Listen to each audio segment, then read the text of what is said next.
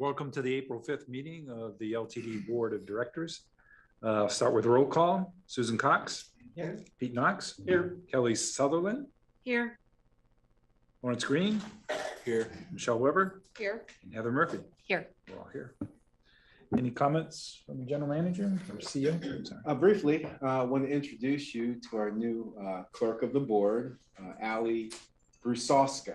She told me how to say her name. Ali Brusosco, and she joins us from Lane County. Ali, if you want to say a few words, introduce yourself. I'm new to the world of transit, but I'm from, they changed their name, Community Justice and Rehabilitation Services is the juvenile department merged with adult probation. I was a juvenile group worker in secure detention and residential treatment. Thank you. So we're excited to have Ali with us. The other announcement I'll mention is we have a customer satisfaction survey that's out and live right now with the American Bus Benchmark Group. There's a goal of 2,500 responses. Right now we have about 1,400. We're able to get 900 that first week using the UMO app. Pat, anything I missed on that?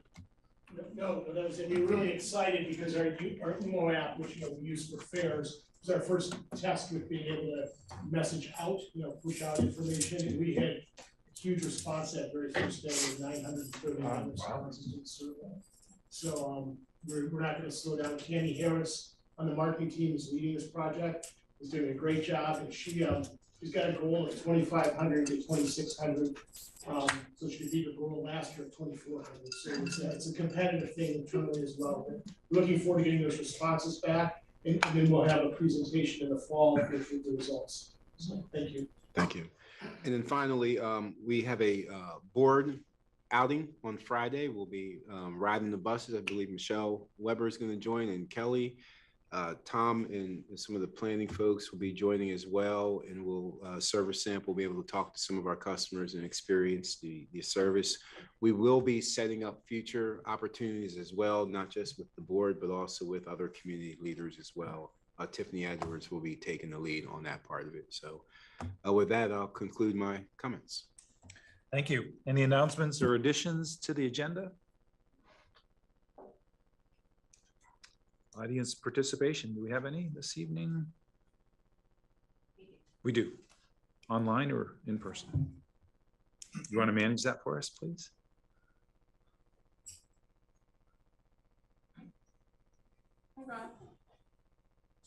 Good evening, if you can hear me.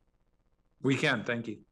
I'm Rob Zako, President of Better Eugene Springfield Transportation, Chair Grimaldi, members of the board. Thank you for an opportunity to speak to you. It's a little bit disconcerting to see you and you can't see me, but I'll do the best with it. I really just want to, from the bottom of my heart, thank LTD. We're having this little event at the UO Ford Alumni Center this coming Monday. We're expecting between 150 and 200 people. We're expecting a sellout event, probably standing room only. Jameson and Peter DeFazio and Lynn Peterson, I and some others got together this morning to kind of go through what remarks people want to make. I'm really excited. This is going to be a really interesting, really valuable community discussion. LTD is sponsoring this event. We very much appreciate your help in making this possible. We're looking forward to it, and we hope that all of you can attend. Thank you very much. Thank you, Rob. Any others? Okay, we have 3 items this evening. First one is LTD 2.0. I love that name. Positioning LTD as a mobility manager, and Tom is here to present.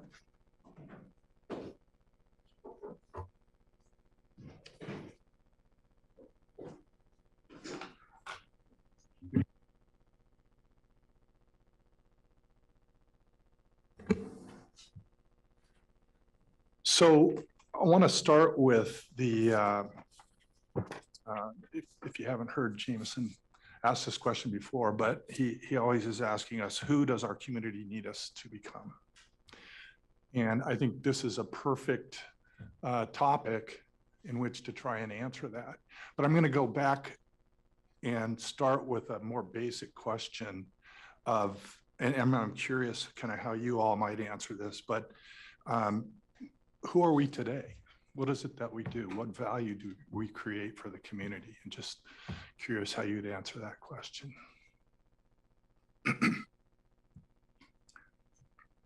Well, as a new board member, I'm learning more all the time, but it's more than just the routes that we see, in our case, going from I-5 through Cottage Grove once or twice, 3 times a day. There's a lot more connection that's happening, and I appreciate that we are learning about door-to-door services in general areas and Ride Source, et cetera. Yeah. Yeah. So basically, we provide mobility. We provide access for the people who use our service to any variety of things: services, education, friends. And so it's that access that I think is the true value that we create, whether it's through our fixed route system or Ride Source or the Cottage Grove Connector. Those are all ways in which we generate value for the community. And so it's in that context that I wanted to talk about the fact that within our district, about 1/3 of the population is just outside of a half mile from our service. And then there's another third of the population that's about 3 miles away from our service. So we've got a population there that doesn't have direct connection to our service. And so that's what we want to look at. And when we talk about being mobility managers, how can we broaden our offerings in a way that allows people to connect to our service or to connect to things that they need to do? And so that's the process that we want to look at as we move forward. And to get there, if you could, I haven't been paying attention, but so keep going. So there's that. Okay, one more. So one of the things that we want to just speak to is the fact that not everyone has the same mobility needs, right? So we need to look at different ways of providing those needs. And then as we head into this, we realize that partnerships are going to be key. We're talking about, LTD provides what we characterize as shared mobility.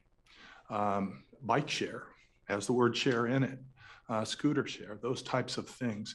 Shared mobility is going to be something that we know a lot about, and we can help extend the range of people in our district through those means. And as we head into this, we're going to talk about piloting. We're going to look at the various plans that we have in a way that is intended to get us to a point where we're going to learn something. It may not be, oh yeah, that was a home run. It may be, well, and just to give you an example, the MGO process or the MGO service, that was something that was, thought to be something that would, and I don't know if you know the history of this, but this started with a conversation with the heads of the city and Lane County. They were looking for ways to get their employees into work without using up all the parking the limited parking that we had available. And so the idea of MGO is to get people from parking lots on the edge into whether it's the courthouse where a lot of county employees are, or the city hall. And so that didn't work out, but we learned a lot from how we did that, and that'll be something that we take into the future. So as we move forward, keep going. We are looking at, and these are planning efforts that we have carried out many times, but we're looking at this sequence of planning to really dive into what it means to be mobility managers in a broader sense. And of course, keep in mind that doesn't mean abandoning our fixed route system. And in fact, moving forward, the fixed route system is going to be at the core of what we're trying to do. And so in that context, you can see up here a number of planning efforts that we're going to do. We're in the process of, we've procured and we've been meeting with the consultants that are heading up the community outreach and communications assessment project. We're going to be coming back to you to look at, in particular, we're going to convene a committee to help us with that, and we want your input and support in moving forward with that. That process is going to help us better refine how we communicate with the community and how we, as some of you have heard me talk about co-creation. The idea is let's start that conversation with that. That's going to inform a range of things. Some of you might be familiar with the comprehensive operations analysis that we conducted starting back in 2017. That's a process that we want to go through every 3 years to look at what we're doing with our fixed route service. What are the things that we can do better? Where are the needs coming up in terms of how we can plan to invest in that system. We're also conducting a ride source operations analysis. That's, ride source is a big part of what we do, and we have never really taken a comprehensive look at that. So that's an opportunity to look at that service. I will say, just so you know, as we've been talking to the consultants that have been doing that work, there are other parts, other districts, other transit operators in the country that are looking at ways to make use of that fleet in more than just the ADA paratransit. So there's an opportunity to look at if we can't leverage some of what we have there. And so it's exciting to think about that. In addition to those operations, we're also going to be updating the strategic business plan. We're going to be, we have a long-range transit plan. It was developed back in 2010, adopted in 2014. That needs to be updated to reflect what we're going to learn over the next couple of years in terms of what it means to be mobility managers. So you'll see that coming out as well. If you're not familiar with the broader kind of planning process in the community, the state has a new set of rules that are looking at and requiring the cities and the county to update their plans, their land use plans, their transportation plans. We want to get our long-range transit plan in place in a way that can inform those planning processes. And then that's going to culminate in the MPO plan being updated as well. So there's a lot of planning going on. I think it's an opportunity for us to really engage in those processes and, again, start to flesh out our strategy for being mobility managers. I don't know if you want to add anything at this point before I move on. No, keep going. Okay. Well, I was going to say that and I don't want to maybe pause and ask if you have any questions, but the next piece I wanted to go to, we conducted a series of SWOT analyses, strengths, weaknesses, opportunities, and threats, with a small internal group first, and then we went to our executive team, and then the last one we did was the strategic planning committee, which Pete and Susan, I think, are on. So we have kind of the combined SWOT was part of your packet, and it's kind of hard to read there. I don't know if we want to have copies. I've got. You have it. Okay, perfect. So what I'd like to do, I don't know if you had a chance to take a look at this, but if we can, and I'm happy to try and summarize, but there's a lot of kind of detailed stuff in here.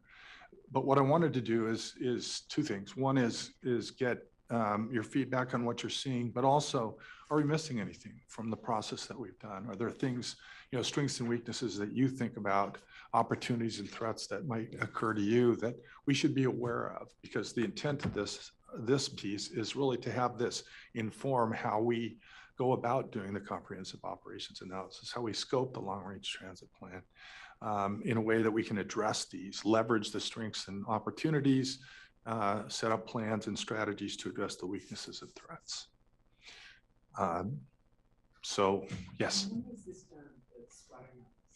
SPC's last meeting last month, and then earlier in the month, so it's fairly fresh. Yep. So again, I'd be happy to try and summarize, but there's a lot of detail here. But if you've got any, Kelly has her. Oh, okay.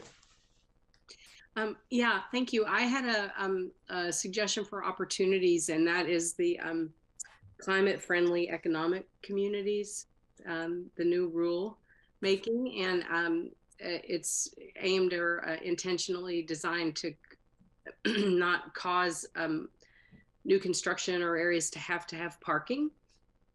And so it might be an opportunity to try to schedule routes or mobility services to those areas. Yeah, thank you. And that's the rulemaking I was talking about. So I'm glad you're familiar with that. And yeah, that's the type of thing I think we want to definitely try and leverage. Other thoughts or?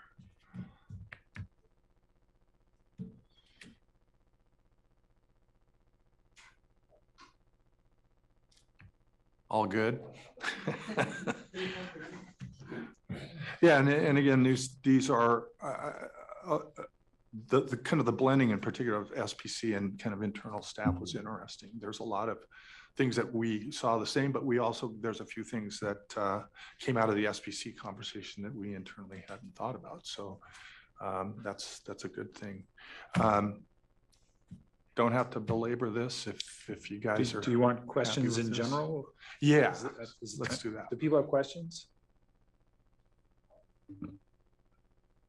Go ahead, Heather. Not a question. We talk a little about community in here. I just think teasing out and perhaps using the terminology around rural might be helpful because rural does identify and wants to see itself in this, I believe. Yeah, So. good. No, that's helpful. Pete, did you have a question? No, I went through this process. I think you were there with the strategic planning committee meeting and looking at what you've done with the combined stuff. It looks like there's a lot of overlap between what we did and what was done with staff. Is that correct? Yes. Yeah, but again, there were some things that we hadn't included in our internal that I think in some respects, well, I might have put an SPC comment under community value, it just helped flesh out what we mean by community value, for example. Tom, when we talked before the meeting, you mentioned Yeah. pilot projects. Right. When do you see pilot projects in this timeline that you've presented? We intend to, in fact, part of our STIF funding plan included resources for pilots. I think we want to do some thoughtful analysis and come up with things that can really test some elements of micro mobility or mobility on demand that can show us things that we need to know, as opposed to just saying, oh, that would be cool, or that would be cool. So we're going to give it some thought in terms of how we apply those resources to pilots. But our intent is to use the piloting process as a way to, if you will, learn and go forward in terms of, again, that's where we might say, that doesn't make sense for us, but this does, or if we do it this way, it's going to make better sense. What's the earliest you see a pilot project rolling out? Well, as soon as, I would say within the next 12 months, we'll probably have some concepts. Again, the STIF funding is available for us starting in July. So I ask because I think the sooner the better, without being, taking too much risk. But right. I think there's some exciting opportunities here, and I don't want to wait a long time to start trying things. Well, and to that, Gino, I think what we've been talking about is potentially, I mean, we've been operating the Cottage Grove service for a couple of years. Let's take a comprehensive look at what works and what isn't working there. We can learn a lot from that. The MGO process, there's a lot we can learn from that as well. And I think just taking the time to, in essence, write those things up, we'll have something that we can share with you, but something we can also learn as we go forward. You provided a link to what looked like the federal government funding pilot projects in different agencies. Right. Any of those interest you the most, or think we ought to look at first? And there was a variety of things, all over the United States. Yeah, it's interesting because, as you can imagine, there's a lot of factors that might figure into this. We're a smaller region than most of the examples out there. There's we're in Oregon, which has a different land and really has condensed urban growth in a way that doesn't exist, say, in Austin, Texas. So some of the things that might work there might not work the same here, but there are things that we want to explore for sure. I don't know. I think Heather makes a great point that Susan and I heard when we were in DC about rural. I think there's an opportunity to test out different strategies in rural communities. I also think that there is an opportunity to focus in on what our community's top 3 or 5 challenges are, and tie those to transportation. So if you think about housing stock, or if you think about houselessness or access to jobs, I think tying those outcomes of what we do to that sends a powerful message. And then finally, there are emerging technologies associated with some of these transportation options. We have a very strong community college here. We have U of O here. We have Oregon State up the street. And I think that there's an environment here where we can create a pipeline for workforce development around that specific sector, whether into LTD or elsewhere, and develop another brand identity for our region. So we've had some of those conversations as well throughout. As we go through this process, we'll continue to have some of those and see how can we really maximize the benefit out of what we're learning and what we implement in these different options. Other questions or comments? Any final words, Tom? Well, I might add that I think in the context of 3 to 5 challenges, from my standpoint, when I think about even if we just for a minute focus on the urban area, we're at a point now where we're starting to grow at the edges of this region. The edges where we don't have service. And a really good example, if you want to kind of see an illustration of this, go up Delta Road, where River Ridge Golf Course used to be. There's all those high density residential three-story apartments. They don't have a way to. There's no transit service that can get them down. We run a frequent transit network right there at the not Crescent. What is it? Green Acres. And how do we get people down there to that frequent service? So there's things that I think about in that context, and in terms of rural, we're interested in. I mean, at some level, Cottage Grove MOD has been successful. People are using it. How might that fit in areas that also, similar to Cottage Grove, have what I would characterize as a more mature downtown area? Junction City is probably the other example that I can think of there. And then, how might these elements fit in ways where, some of the unincorporated areas, how do we get folks from those areas into services that they need, education, connecting to our services? It starts to make sense that, right now, for example, the service we run out to Lowell, not a lot of service, basic service. But if we're connecting, another couple thousand people in that area that are spread out into Lowell, does that make sense for us to think about how we might do our coverage service out there? Might up the number of trips there to better serve that region. So there's a lot of opportunities, I think, as we move forward on that. If I could add, one other part of the exercise that we're doing is having a legal review on our enabling legislation as to what can LTD actually do? How are we defined?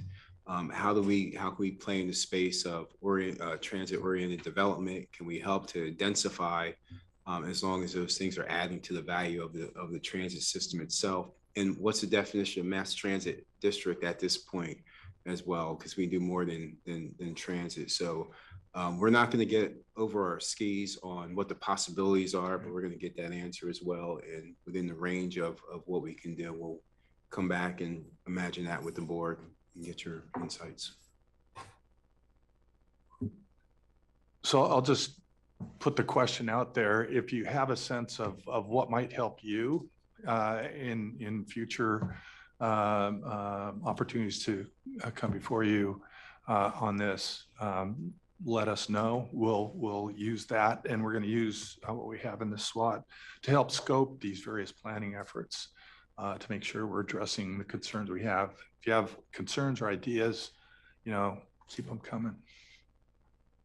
Thanks, Tom. Thank you. Next is the marketing recruitment update. I have Pat and Perry making the presentation.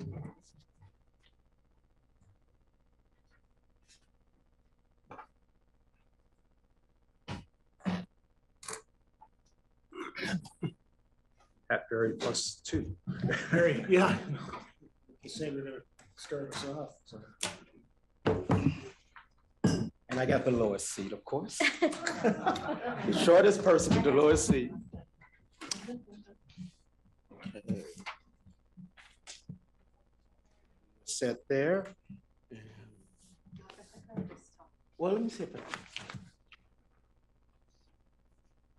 and if it doesn't work, just click it. Yeah. Well, we'll go one better. We'll allow them to introduce themselves. Hello, I'm Ashley Zert. I am the HR specialist. HR recruiting specialist, and I'm Perry Adams, the Director of Human Resource Equity and Risk Management. Haley Pratt, digital marketing specialist. You heard from me a couple months ago. Remain Pat Walsh, Chief Marketing Officer. All right, well, thank you for the opportunity to share a little bit about what the teams are doing here in regards to recruiting and social media and how they work together. And it's timely and great that we can come behind Tom, who is just a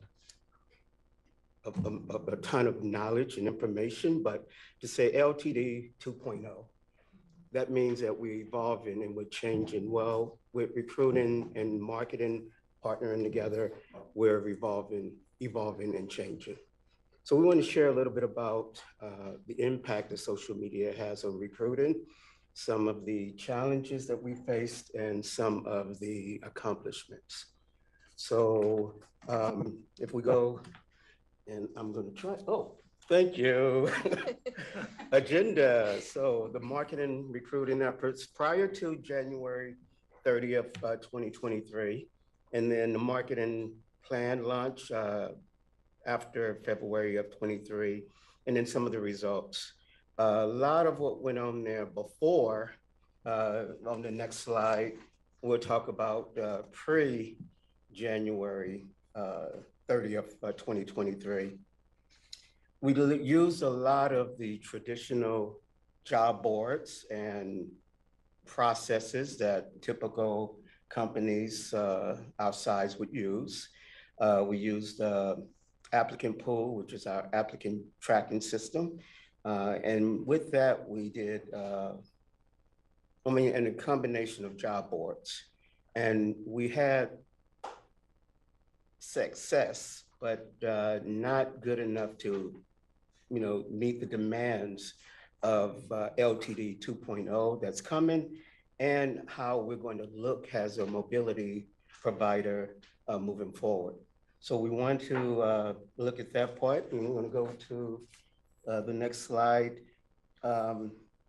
So in May of 22, we had a class of, I think they started with 6 new hires. I don't know how many finished, but we had 6 to start. And then the next class and this is for bus operators. In July 22, we had a class of 2 that started. And then in August of 22, we had 3. Those type of results are not going to get us where we need to go.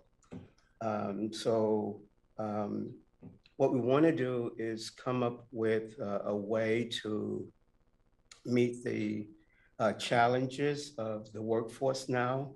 When you look at the employer brand, how are we looking out in the community?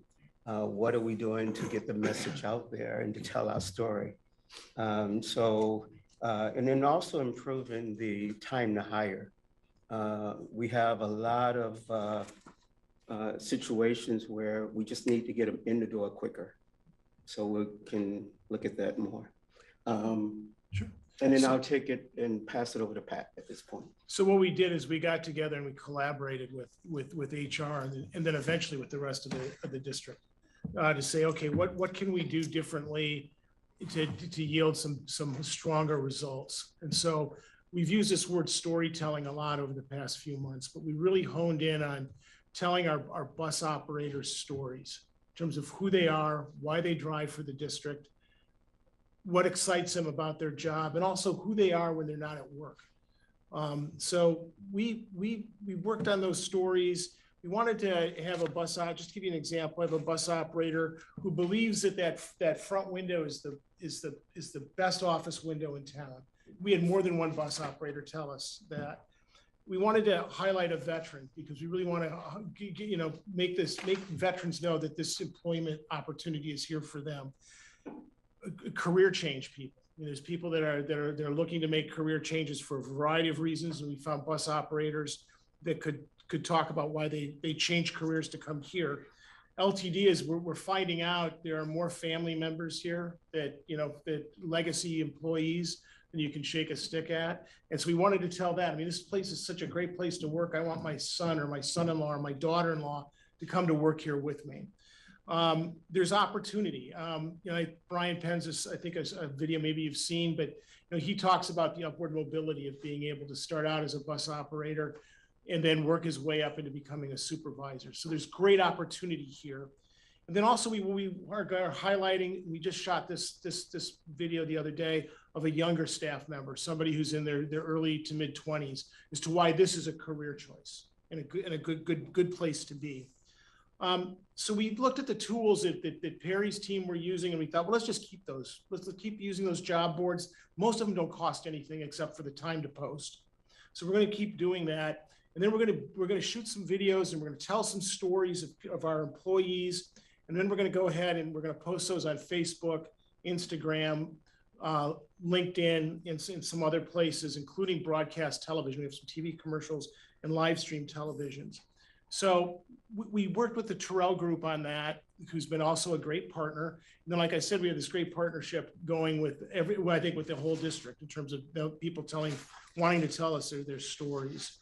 So we really wanted to, again, go back and highlight what a great place this is to work. So this is where we ended up, where we are today.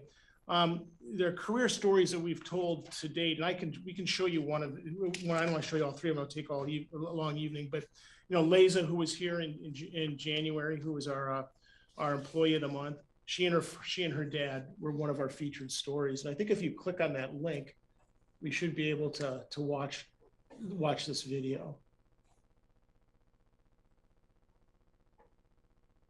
Or maybe not. There we go. Okay. Well, I will email you a live link so you can look at them on when you have time. And then Brian's story, which I told you about, is Brian Penn, his story of upward mobility here. And then Arturo. The thing that's different about a Virgo vacation home. I can play Brian's places. Okay, why don't we play Brian's? And thank you. That was not part of our shoot. You always have the whole place to yourself. Working at LTD is more than a job. It's a career. Brian Penn joined us 16 years ago as a bus operator. And now I'm the transit operations manager. LTD provided me with a job that I love in a community where I can raise my family and watch my grandchildren grow up. Come aboard and grow your career for you and your family. Apply today at rideltd.org. Hopefully, if you watch TV, you've seen a few of those on television and or on social media. But those are the types of stories that we're trying to tell. I can see if I chose. Arturo's is a little bit more set this up. I'm Brian Penn. I started 16 years ago at Lane Transit. Arturo's spot is a little bit different. Native Spanish speaker, so we had him do the whole spot in Spanish. We ran English subtitles underneath it. There he is. Mi nombre es Arturo y he sido chofer del autobús de LTD por 18 años. Empecé a usar el autobús cuando vine de México hace 38 años. Tenía 2 trabajos en ese entonces y era una forma agradable y confiable de moverme. Tenía un par de amigos que manejaban autobuses para el LTD y me animaron a solicitar empleo para ser conductor. Al principio dudé porque no tenía experiencia. No pensé que estaba calificado para conducir un autobús, pero apliqué de todos modos y conseguí el trabajo. Fue como ganar la lotería. En LTD me enseñaron todo lo que necesitaba saber y obtuve mi licencia comercial para manejar. Tienen un gran programa de entrenamiento, con buenos instructores. Estuvieron ahí conmigo todo el camino hasta que estuve seguro de que podía hacerlo por mi cuenta. Así que le digo a la gente que si le interesa conducir un autobús, simplemente solicite. Realmente disfruto trabajar con mis compañeros y LTD ofrece excelentes salarios y beneficios increíbles. Pagan 100% del costo del seguro médico y dental para sus empleados. Ese fue un factor muy importante para mí al decidir trabajar aquí. Me gusta conocer a mis pasajeros y escucharlos decir que disfrutan de la manera que yo manejo. Es importante para mí proporcionar una manera segura para que las personas lleguen a donde tienen que ir. Es una gran responsabilidad tener en tus manos el bienestar de las personas. Cuando me mudé aquí la primera vez, hace tantos años, no pensé que podría tener este trabajo y lo he convertido en una carrera.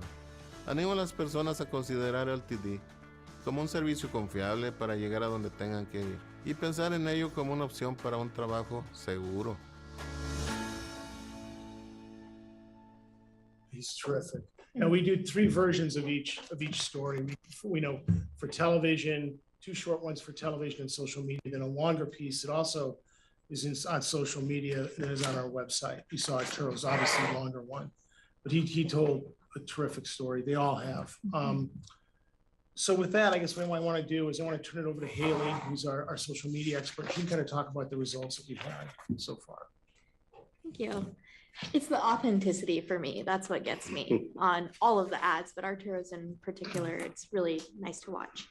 So I'll be talking about the results of the organic campaign first. So organic, just as a term, is without paid promotion. So those are the things that you post to Facebook, Twitter, Instagram, LinkedIn that you don't put any money behind, just to clarify up front. So we're using Facebook, LinkedIn, Instagram, and Twitter for our organic campaign on our side of this. Overall organic reach from January 20th to March 23rd, 14,668 people. Pretty good number there. No paid promotion again for this part. Earned 443 likes, comments, and shares. So those engagements really help extend the reach, because when people share content, it's going to show up in more people's feeds. 247 clicks through to the ltd.org website. That's impressive to me because that's movement. That's more than just passively maybe liking something. That's going through to the website, taking time off of scrolling through Facebook and clicking through to look at jobs. So that's the number that impresses me most there. I'll briefly talk about conversion rate too. It's about 3% of people who saw one of these posts that engaged with it. 3% is pretty good rate there. And then about half the number of those people, about 1.68%, click through to the website. Any questions on that? Okay. So next up is the results of the paid campaign. On Facebook ads, we've reached 28,878 people. So about double what organic does. That's good news for us. 813 clicks through to the campaign landing page. So that is a landing page created at rideltd.org, and that's where Terrell Group's paid ads go to. And that's where you can find all of those stories that we watched previously. Generated 182 form submissions from people interested in applying for a job. That's the key right there. That's 82 leads for HR to follow up on, and I think that's really impressive. We also have some connected TV results. So those are streaming TVs. If you have Roku or a Samsung TV, and you don't pay for cable, you have the streaming services. That's where these ads would show up. That reached 14,514 people and earned 66,369 impressions. So you kind of get the sense with that people to impressions ratio, people saw it more than one time, makes it feel like the ads are everywhere and that LTD is just this constant presence around you. Which is great for our awareness. Overall, excuse me, Facebook ads had a click-through rate of 2.82%. Again, that's movement off of Facebook when you're just maybe casually scrolling and going to look at jobs. That's really impressive to me as well. Yeah, that's what I got. That's pretty good. Any questions for Haley? What was the time frame for this? The timeframe, we started the campaign in February, and then this took us to March 23rd. So we wanted to give you the most accurate period of time. We tried to move I thought when we initially put this together that we could maybe move the needle 5 or 6%, and we did better than that. I think I shot too low, obviously, but it seems to be, it's working. And I think that there's some benefits to this beyond the jobs. I think we're telling our story to the community as well. And I think that builds that community value. And what we're seeing internally is where people want to be in these spots. So they're coming and talking to us, and which means that they're engaged. And that says a lot about the organization, for me anyway, the organization in general. But it's impressive to me because I probably have 5 or 6 more stories we could do if we had budget and time. We're going to find a way to get to those. We're going to use them somewhere. But it's for me, it's been fun. Not that it needs to be, but it's been a really good time to do this. Prairie, do you want to talk about some results you saw in terms of classes? Yeah. So some of the exciting part of what we do is when you're looking at the results of all the effort that marketing and to the Terrell Group have done. And I'm going to let Ashley share a little bit. Yay.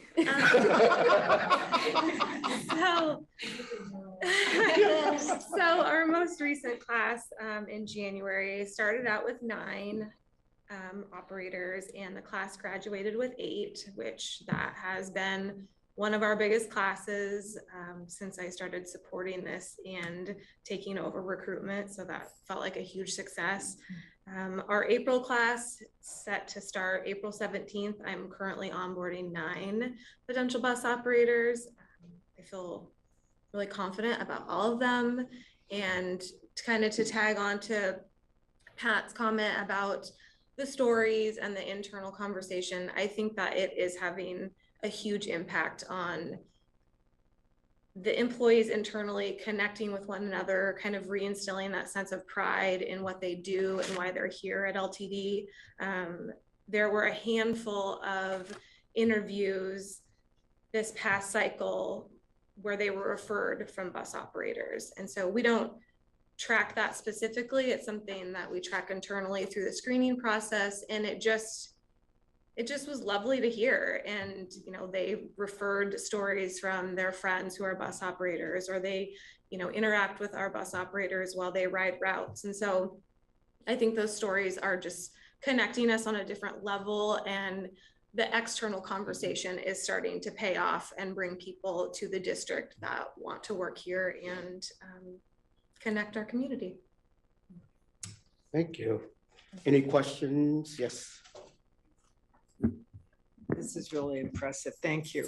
I think I asked you this before last time, but is there, when in terms of reach and getting out to a broader group of people, have you thought at all, or have you considered going to influencers? Someone who has tens of thousands of followers, and if they click on it, then it just automatically gets it out there further. We have looked at influencers. I don't know. I don't have a long list of them here in town, but they certainly are a next step for us to be able to use or to engage rather in terms of getting our message out, because they're important.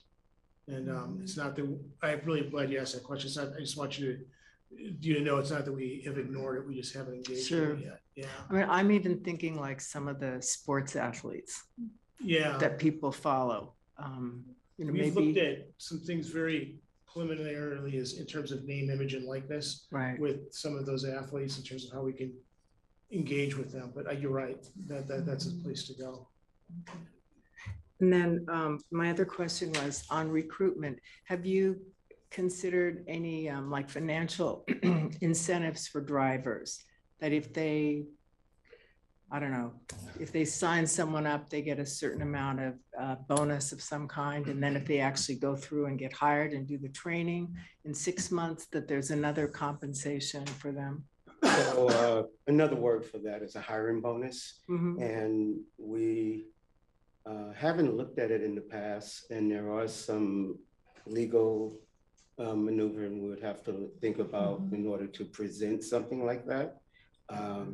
And of course, Tiffany can speak to that if she needed to.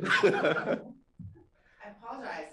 You'll hear in a few minutes. I'll update you. Perfect. Oh, good. So that is something that we have to consider, the legal and financial ramifications to doing programs like that.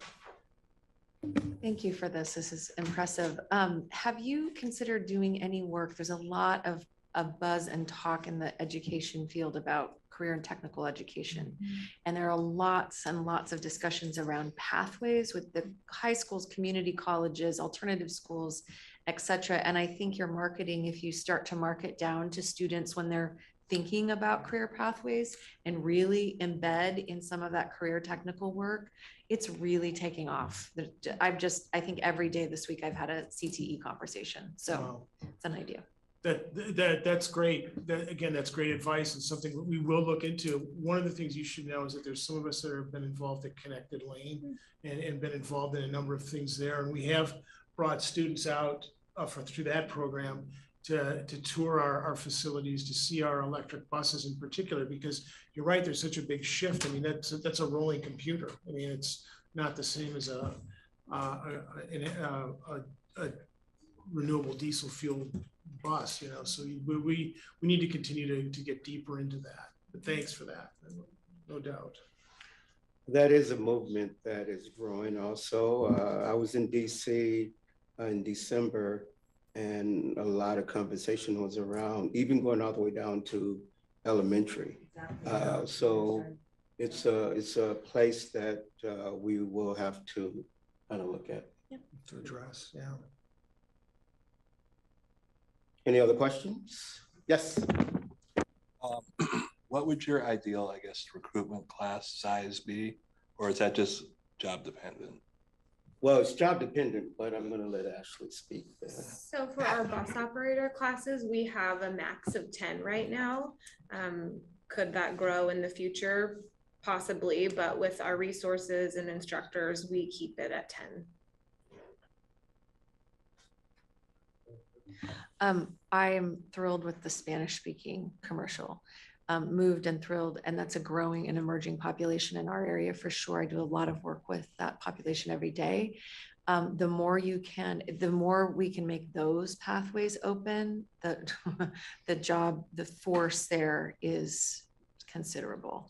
As long as and sometimes you have to contend with work visas and things. I mean, you often do. Like, it looks a little different in terms of employment there, but what a ready and willing, and I think that commercial is really powerful as long as it's getting to the places where Spanish and or Mayan speaking families can see it.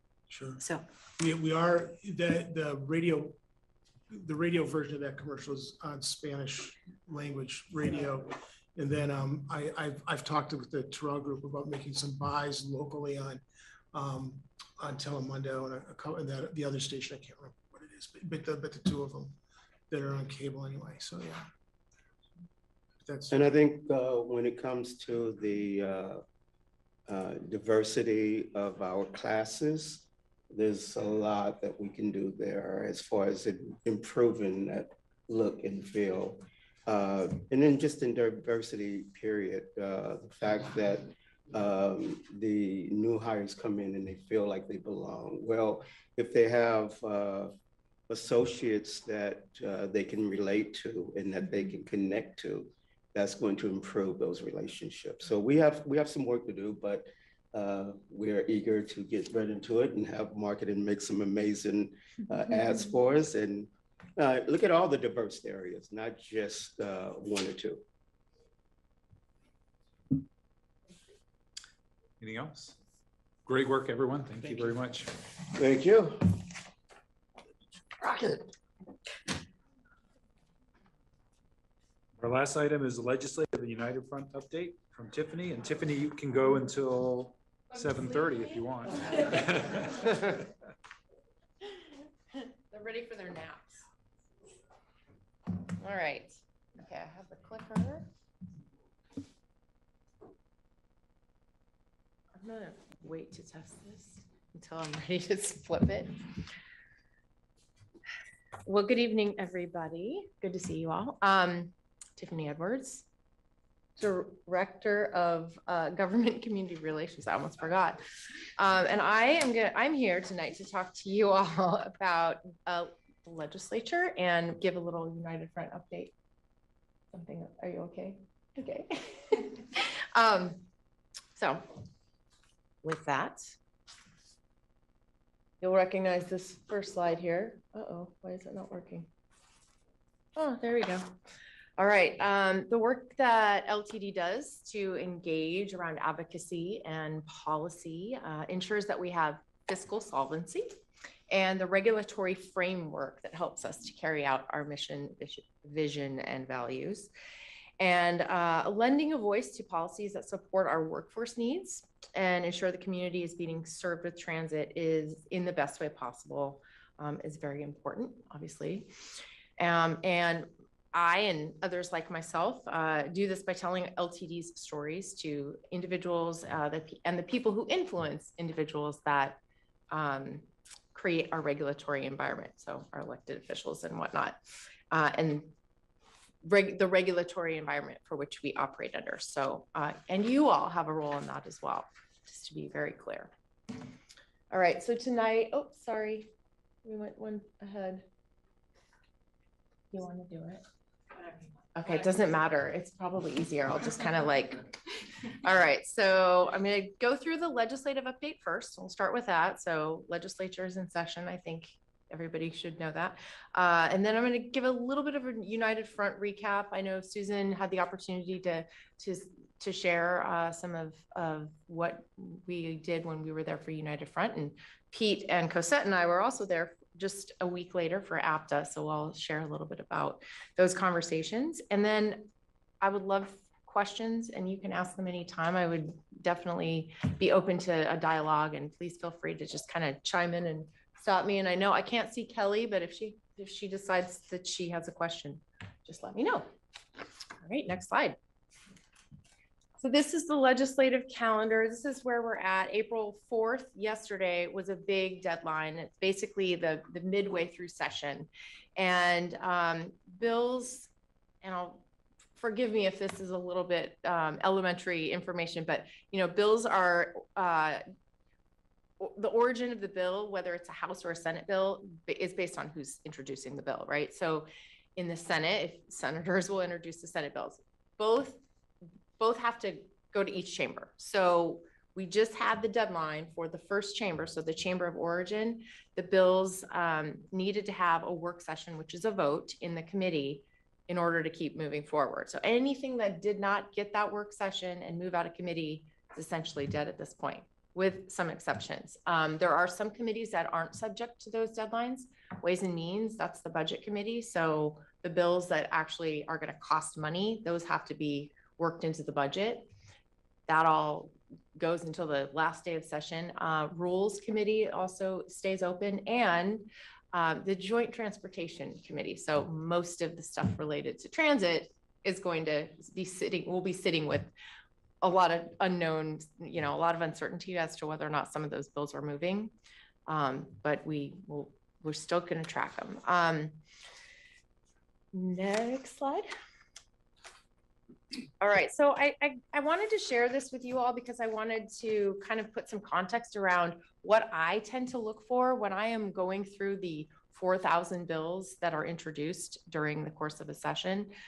I'm kind of looking, first of all, I cross-tabulate everything with various different organizations that we engage with. So the Oregon Transit Association, for which we're a member, LCOG, United Front Partners, so the cities and county special districts. We are a special district. And then business community, like the chambers of commerce and whatnot. Those groups are tracking legislation that are, very unique to their sectors. But there's a lot of intersection there. So I, kind of pull everything together. And my main, what I'm mainly watching are for bills that directly impact LTD or transit very specifically. And we have our own set of our own ordinances that govern us. And then things like provisions to alternative fuels, board governance related. There's a number of those this session. I also look at things that impact LTD as an employer and our workforce issues, general business and labor in any, we're an employer just like any other business. Bills that impact our funding sources, and then bills that impact the community, transportation, public safety, houselessness, a lot of those things that we're kind of grappling with that are impacting our system and our service. Those are all things that I'm looking at. And I whittle it down and kind of prioritize a number of different things. So the first set, I'm just going to go through very high level of these bills just to kind of explain what they do. There's certainly more that I'm tracking, but these were some that I wanted to bring to you. Part of the reason is I want to certainly extend the opportunity for any of you who are interested in engaging in this process.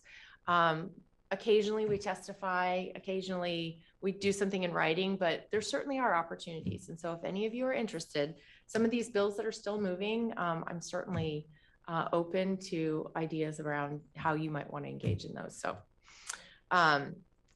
House Bill 2007, I'll start with that one. That was a bill, it was a very controversial set of gun regulatory bills that all died yesterday. They aren't moving forward, but this one in particular was one that would allow us to governing bodies such as special districts to regulate possession of firearms in any of our facilities, our building, our system, our stations, all of that. So that was something I was watching closely.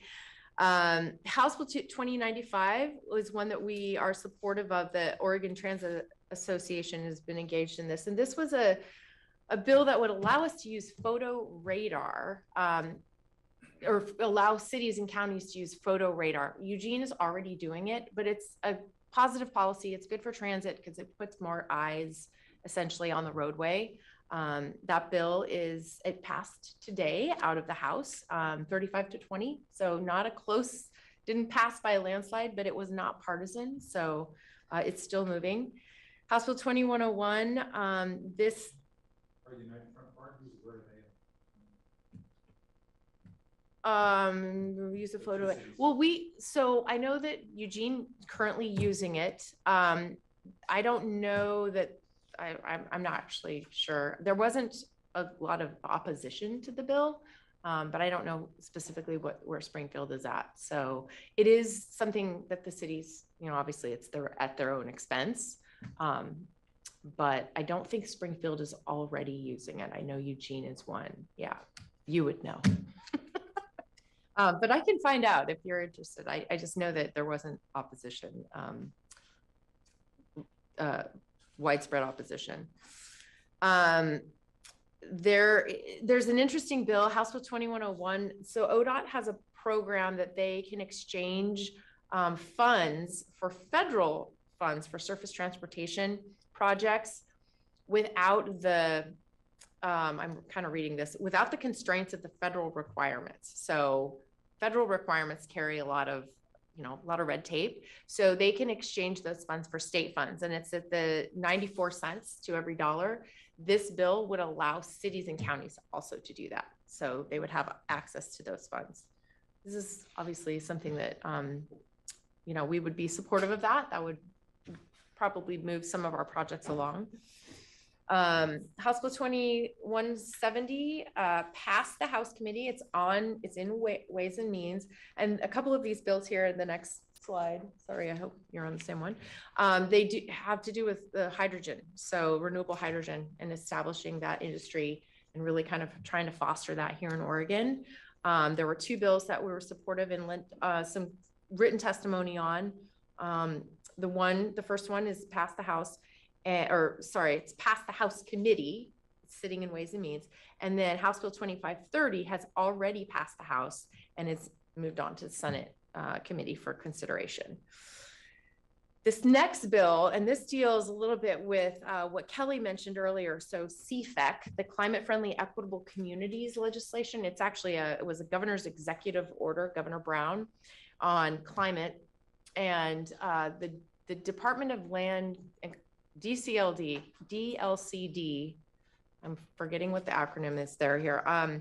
Their rules were certainly have an impact to transit, which would be positive. There's waiving of parking, and I mean, essentially, it's designed to incentivize increased transit use. However, City of Springfield kind of initiated some challenges that they've been experiencing, and so we have two local legislators, Senator Przonski and Representative Lively, who've introduced legislation to try and mitigate some of those issues that they're having, because the timelines are really tight and cities don't have the resources. They don't have the time or the money to do a lot of the work that was kind of handed to them. So I'm sure you are familiar. So this is one of those bills that we're watching closely. We're not weighing in at all, but it is something that definitely stands to impact transit as a whole, as well as, our projects and just kind of how we plan for our communities. That bill has moved on to rules. They did give that they kept it alive. So that happened just yesterday. So that's continuing to move along. I'll just share a few more here. House Bill 2666 was one that was brought forward by the city of Wilsonville. And this was a bill that would exclude them from TriMet's district boundary. Oregon Transit Association had a big problem with that, because if we start to allow cities to opt out of our taxing districts, just because they decide that, they want to do something different, it really has impacts to the service, has impacts to the communities that they serve. And so that bill is sitting in joint transportation. It hasn't had a hearing, but obviously we're watching that closely and we're prepared to speak for that, in opposition to that bill if need be. And then there's a bunch of bills related to rail, and House Bill 2691 was brought forward by Representative Nathanson of Eugene. And this basically says that if any ultra high speed ground transportation that's considered needs to extend to Eugene. That's a good thing for transit. People come here by train. They need other ways to get around. And so transit is supportive of that. And then there's another bill that I'm not sure what its fate is, but it would authorize the city or county to impose a surcharge on parking violations that would help to fund transit projects. So oftentimes things like bike share, things that kind of have their unique out of the box pilot projects, things like that, this would be a funding source for that. So we're watching that one very carefully as well. There's a couple bills I want to bring to your attention that relate to governing bodies, such as the LTD Board of Directors. One bill that is continuing to move at this point, it would refine the definition of serial written communication that would constitute a quorum if there is an intermediary utilized. So an intermediary that's basically communicating among a body, a governing body. There hasn't been much opposition. There's been some neutral testimony from cities and other municipalities, but other than that, hasn't had any opposition. It's continuing to move. And then House Bill 2806 is a bill that would expand what topics that a governing body can meet in executive session on. And it mostly related to security and cyber security threats. House Bill 3113 actually has a hearing next, or 4/6, that's Thursday, in the Joint Transportation Committee. That's being called the Great Streets Bill. And it would provide funding for projects that are state highways that are operating as as community highways, so as community main streets. So Main Street in Springfield is one of those. Highway 99 through Cottage Grove, Highway 58 through Oak Ridge, and 101 through Florence.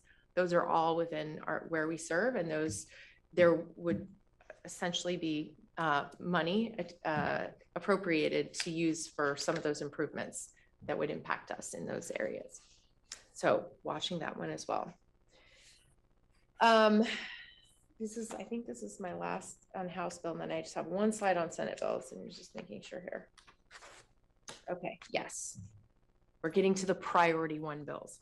So House Bill 3170 was a priority one bill. It was brought by TriMet and largely supported by the Transit Association. It was intended to provide DMV records to transit public safety officers within transit.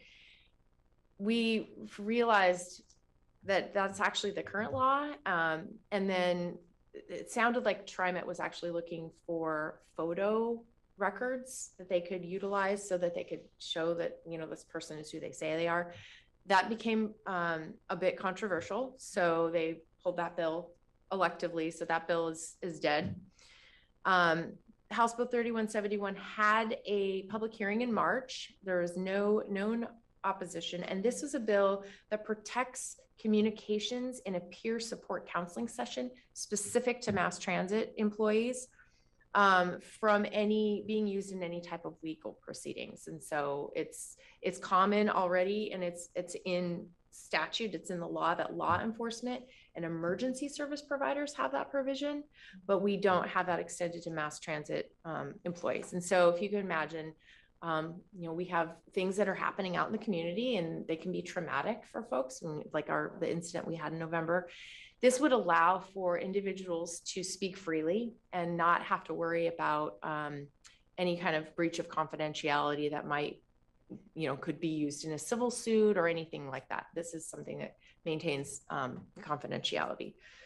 So we're supporting this. And then lastly, the pay equity bill that Perry was mentioning earlier. There's a bill, House Bill 3205, which it merely modifies the definition to exclude hiring and retention bonuses for the purposes of pay equity.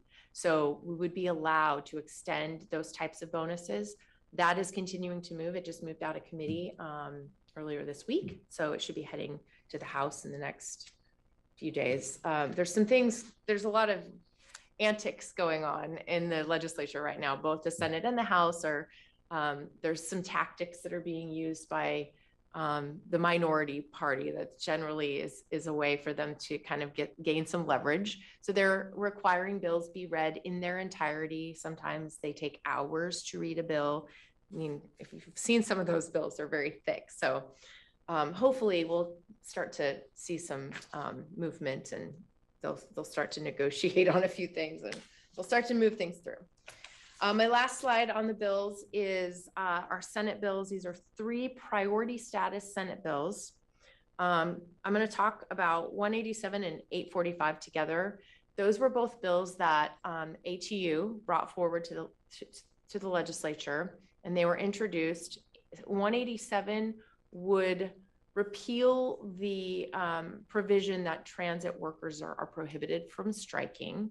So that is the transit and police, fire, a lot of critical service workers in the communities are prohibited from striking.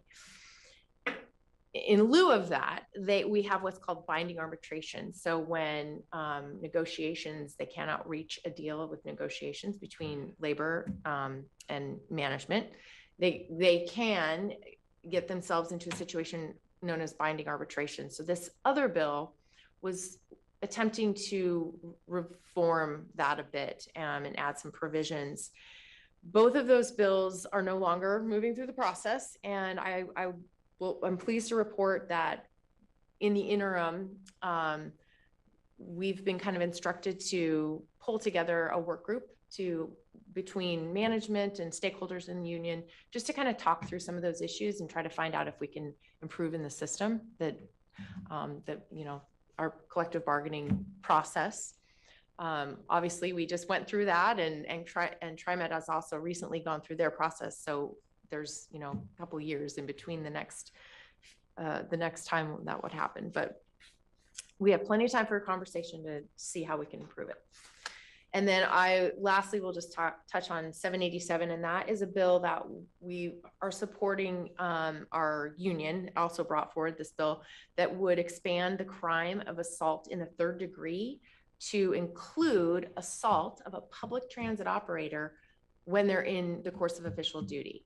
Currently, it's the law when they're driving or behind the wheel, but if they step out from behind the wheel, they no longer carry those same protections. So we've been very vocal in our support for that bill, and that passed the Senate nearly unanimously. There were only 2 no votes, and they were kind of technical. And it's currently in the House Judiciary Committee awaiting a hearing. So, but we feel good about that bill. So that summarizes that. And I definitely wanted to kind of put some of those bills on your radar. Anything that's still alive, there's lots of opportunities to engage with committee members. Even just like example on that last bill, the 787, the bill that the operator's assault bill, that chair has had kind of declared early on in the session that he wasn't looking to move any of those bills. There was a number of them. So, that's an opportunity. We're all trying to kind of encourage that chair to maybe consider a hearing on the bill. So I'm putting it out there, and you all can decide if there's some interest there. I will move on to the United Front brief update here. Sure, please. Question on the Yeah. state legislative agenda. Absolutely. Putting on my LTD 2.0 hat. I remember there was testimony on a bill regarding tax breaks for e-bikes. Oh, yes. This is the bill that Andrew is very interested in. Yes, the bill is still moving, but they've adopted an amendment that kind of whittles it down. I think it's down to a $400 rebate from, I think it was $1,500 or something significantly larger. So it's still moving, but they've kind of watered it down a bit. So that's where it's at right now. Okay, thank you. Yeah. Oops, sorry. Okay. So the United Front for 2023, I won't go too detailed into all of the meetings and everything, but basically LTD engaged with all of our United Front partners, and we had a series of meetings. We had a wonderful time with our partners, and Jameson, both Jameson and Susan joined us, and it was their first time and only my second in person. So I was the senior LTD person in year number 2. And it was great. It's always good to engage with our partners and just kind of get to know their priorities and what they're working on and how we can work together. We met with Senators Wyden and Merkley and Congresswoman Hoyle. And then we met with the governor's office. They have an office in DC, a federal affairs office, and then the U.S. Department of Transportation.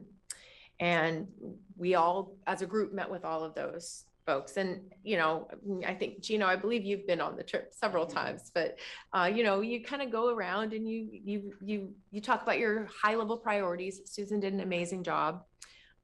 She was excellent, I will just say. And then we had a couple of LTD specific meetings. So we met with the Federal Transit Administration. So that was very specific to us.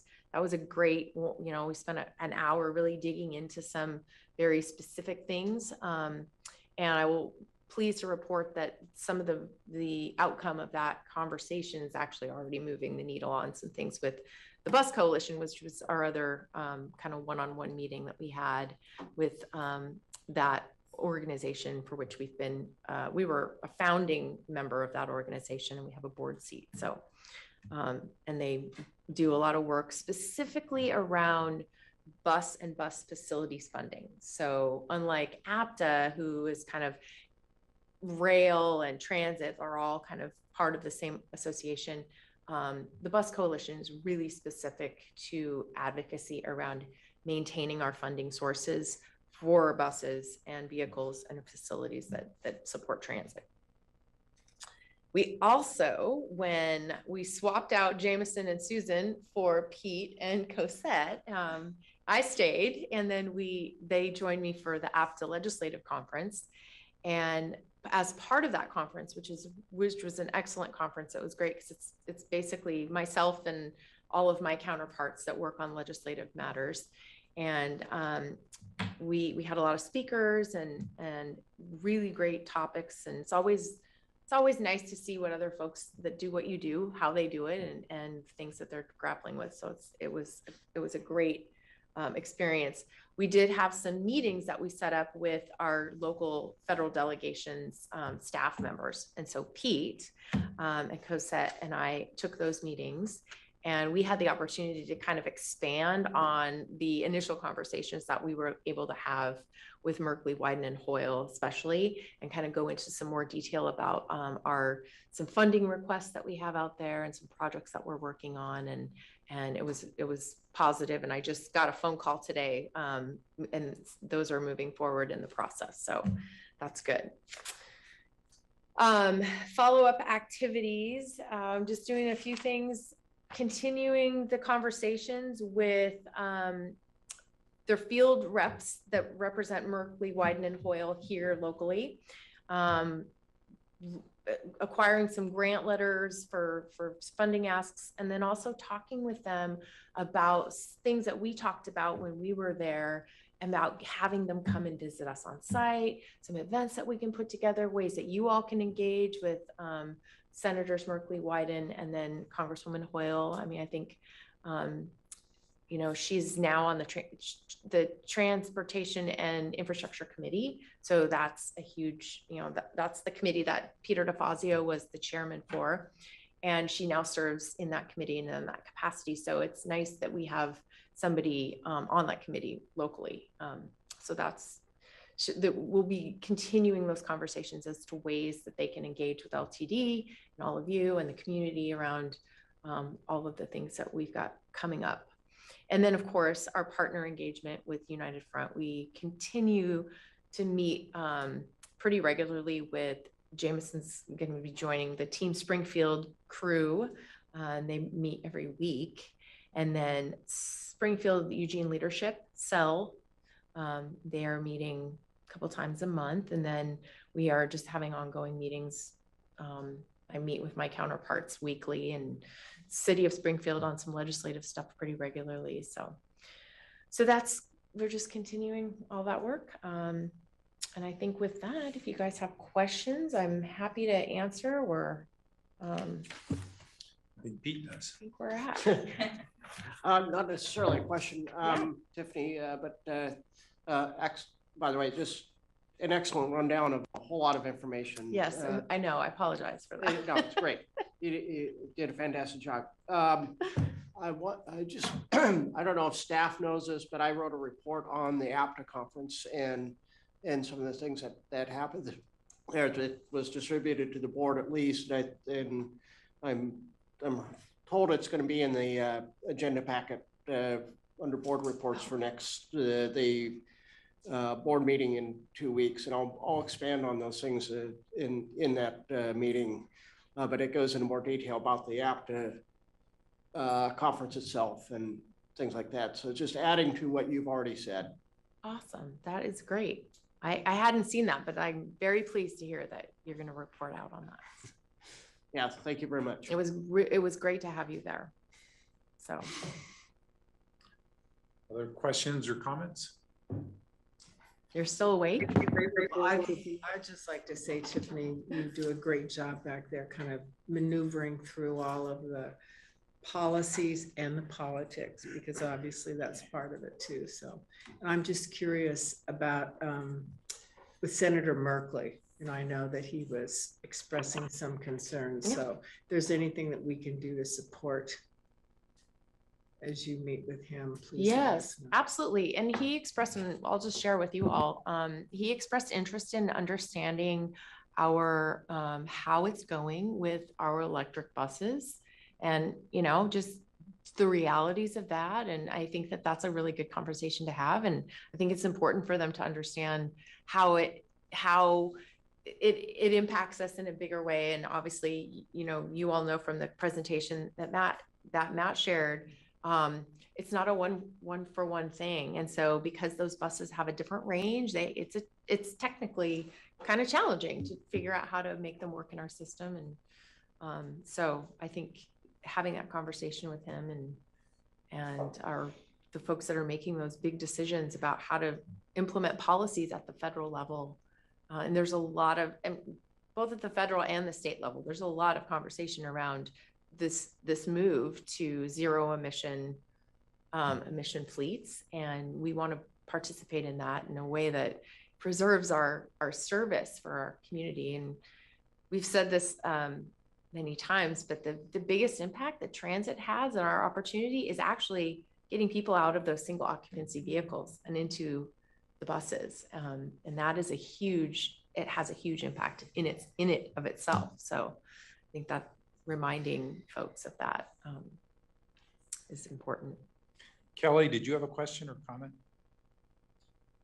She has a comment in the chat. No, I just put a comment in the chat. I just wanted to say thank you to Tiffany. I thought her report was excellent. Great, thank you. Thank you. Appreciate it. Jameson? She left out some key points. Okay. Please. Tiffany moves like Spider-Man when she realized that she left her cell phone in the cab. Susan and I turned around and we didn't know if she was in the x-ray machine or what. And there was another piece. And she was, I think you may have been the only one that didn't lose you're the only handler who made it the whole time. Yes, I didn't lose my elected or my, yes. Yeah. I didn't lose her. And also it's really, you know, we don't see, I don't see the work that Tiffany does day in and day out, but it was on full display on the trip for week one, and I'm sure on week two as well. So I want to thank her for the effort that was put into that. I was a little skeptical about how it all worked with collaborating on asks, and at some point the competition gets in there, but that didn't happen at all. And in fact, I realized it was the 38th trip. So all that had been probably worked out, 35 years ago. So it's an effective process that is certainly unique. And I also want to thank Susan. Outside the meetings that Tiffany reported on, Susan set up several others that were completely outside of that, along with a national transit expert, David Kim. And we met with economic development, was it trade? He, the deputy director of the small business. Yeah, we had that meeting, and then she also met with the consulate as well. So maximized that trip and really made some good connections, key connections that we'll take into the future. And we look forward to working with the legislative staff. So thank you both. Yeah, thank you. All right, that's it for me, unless you have any other questions. It's not 7:30 yet. Yeah. I know, Yeah. gosh. Thank you, Tiffany. Of course. Anything else for the good of the order? If not, this meeting's adjourned.